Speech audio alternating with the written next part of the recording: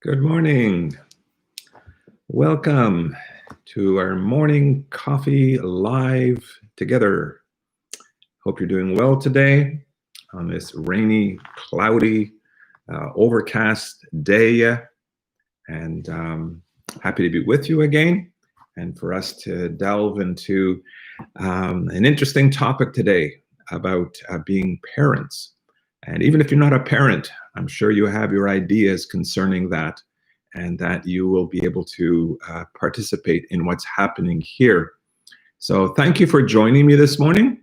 And I look forward to sharing with you for a few moments this morning. As we're preparing, I have a question for you, and I'd like you to think about this. What do you think is the biggest responsibility of a parent? What is the biggest gift a parent can give to his child or to his children? So you think about that. Number one, what's the biggest responsibility of a parent? And number two, what's the biggest gift a person can give to his child? So you think about that, and maybe in the chat room here, put down your comments and I'll talk about them towards the end of the time together. So this morning I want to talk about Ephesians 6 and verse 4. And it says, "Fathers, do not exasperate or do not provoke your children to wrath, but bring them up in the training and admonition of the Lord." Do not provoke. How do we not provoke our children? What happens if we do provoke our children? What's the consequence of provoking our children? And that can happen in different places.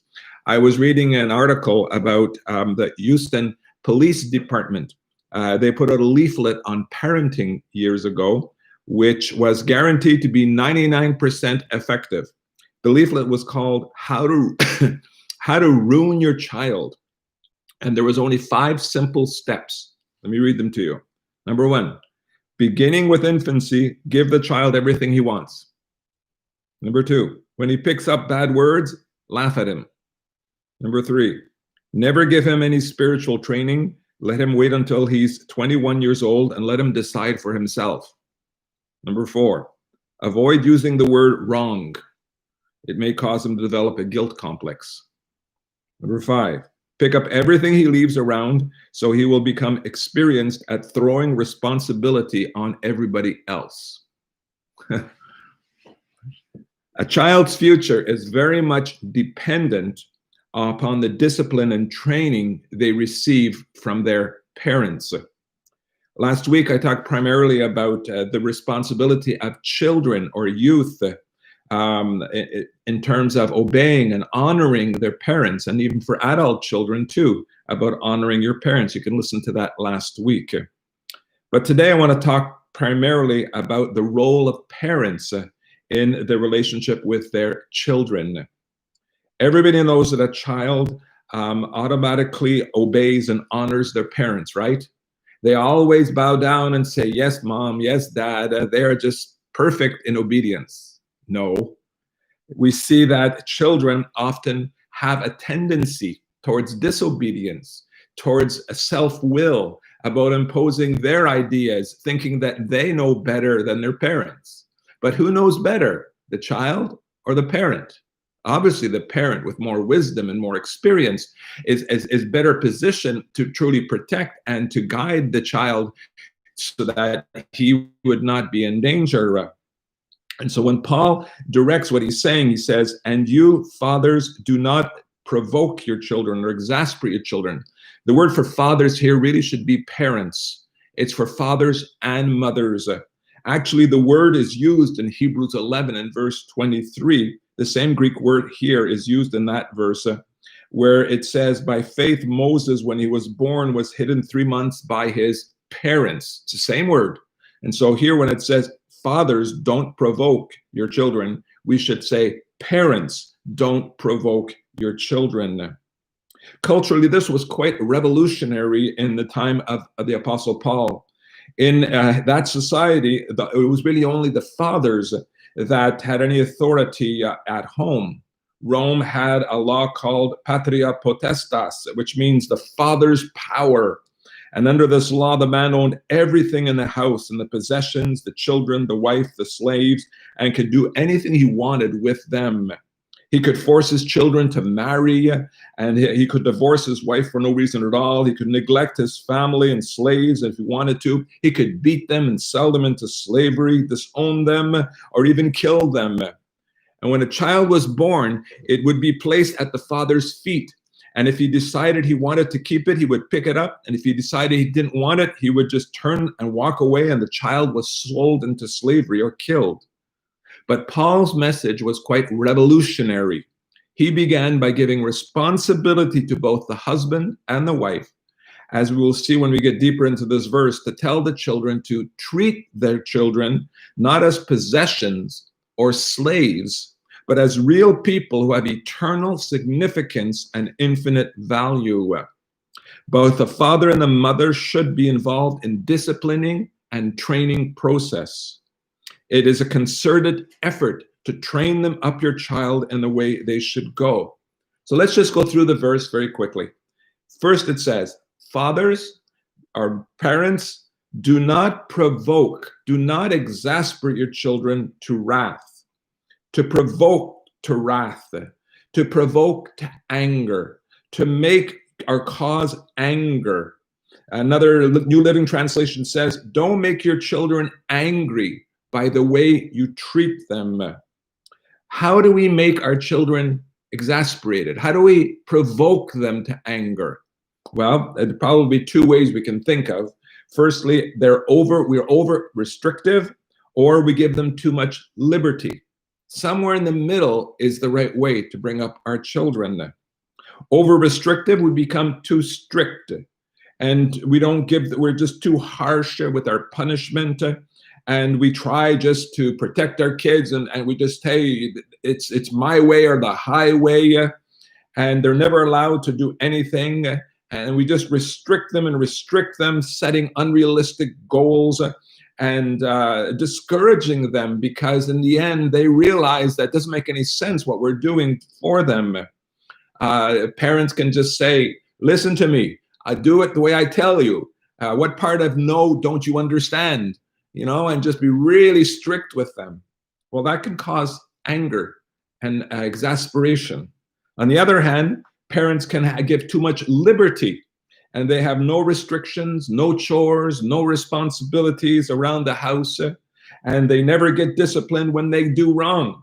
The children are allowed to go anywhere, to do anything, and with whoever they want. The parents are too lenient. A great example of this is Lot in the Bible, the nephew of Abraham, if you remember. And Lot was living in Sodom and Gomorrah. He had his two daughters with him, and all of them were involved in wickedness and corruption of that city.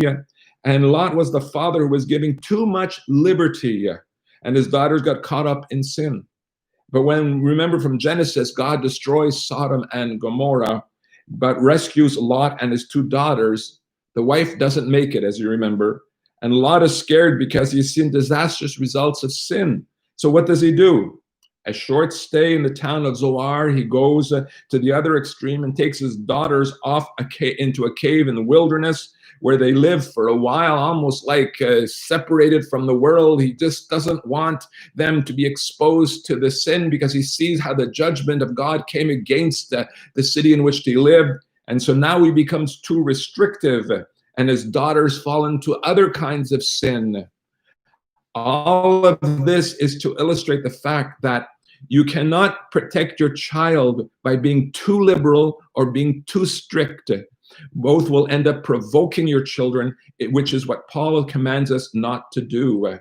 So how do we avoid being too harsh or too lenient? First, it's not to be too restrictive. Being too restrictive doesn't mean that you don't try to teach them life lessons that you've learned.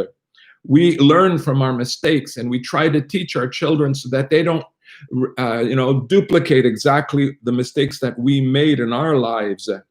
But to be provoked to wrath, really this idea of anger, is to be careful not to create rebellion within their hearts. when you're too strict or too controlling. Almost always the child, when they get out on their own, they will rebel against the direction of their parents, and they'll do everything their parents told them not to. On the other hand, children who have given too much freedom, too much liberty, who were not disciplined and not trained, they go off the deep end, and because they weren't taught what a godly life was. They had no boundaries in their life. And without boundaries, also, it's an expression of the fact that you don't even love them to discipline them. They were never taught to respect other people or to respect those in authority, so they rebel too. I know some parents who seem to have done everything right, but their children still went the way of the world or off the deep end. There's some element too where a child has a free will, and parents can't always be held accountable for everything that happens in their life. But it's true that it says, don't provoke your children to wrath, but bring them up, nurture them. This means basically that you must raise them, not just enough to bring them into the world, but you must show them how to live. Parents, your first responsibility is towards your family. Your child is the most important disciple you'll ever make in your life. When you have children, your first goal for their life is to make sure that each one of them have individually for themselves believe in Jesus for their eternal life. And Paul tells us in the rest of the verse, but bring them up or nurture them in the training. In the training. That means basically that we must be there instructing them about things about life. We must teach them respect and obedience. How many of you have not said, say please? No, you're not going to get it till you say please. Teach them respect and obedience for their parents. When we say no, we mean no. You ever hear that? A lot of children have been trained to say that when mommy says no, it actually means just keep on asking her until she says yes, or else go and ask dad and maybe he'll say yes. Parents must have a united front. Children must never be able to divide parents in how they react. Training our children means teaching them about finances, how to handle money, how to live in a budget. It means giving them responsibility and chores and privileges around the house, or punishment that comes when they do not take on their responsibility. Training involves teaching them how to make decisions in life that are most important. So it says training, how to become a productive member of society. But then the verse ends saying these words, and it says that we are to bring them up in the training and the admonition of the Lord. Admonition, instruction, it says. If training a child is teaching your child to be a productive member of society, admonishing them is teaching them the Bible, how to be a Christian. Admonition means you have some kind of family devotion. You sit down and you pray with them. Admonition is a way of life. If children see that you have devotions with them several times a week, but then you get into fights always with each other as parents, they're going to see the inconsistency of that lifestyle. If you're telling them to be honest and to not tell lies, and maybe you're being dishonest at your job and they somehow find that out, or that you're cheating the government of taxes and talking negative about coworkers, or coming home from church and then eating the pastor for lunch. There's something inconsistent with what you're trying to teach them. They basically will do what what did they say? Truth is more caught than taught always. Things you're watching on TV, about turning off the TV or explaining to them why certain programs are right or wrong, rather than just cutting it out without giving them understanding. Admonition of the Lord is a way of life. I know that our children are watching us, and our lifestyle says a lot to them. Sometimes we win them by our self-control, by our patience, by our being positive rather than negative. It's hard to tell your children to obey and honor you when you don't obey and honor each other. And again, we have here the fact that it's been said, you are the first God your children will ever know. Let me say that again. You are the first God your children will ever know. So we really have to reflect who that God is in his love and his grace, in his discipline also, but doing it in a way that truly draws them to ourselves and to God. Obviously, we're not God, but it means that children are directed and grow based on watching and listening. Most of what they learn comes from the way, not just what you say, but it comes from the way how you said it, how you dealt with it. Devotions are important, but our lives determine whether our children often will accept or reject what you're saying to them by the way you say it. The whole process is about admonition of the Lord. Parents, do what your children, do you want your children to grow up to be godly men and women? Doesn't happen automatically. You need to make sure that you're not provoking them to wrath so that later in life they reject Christianity. And you need to make sure that you're training them about life and admonishing them in the ways of God.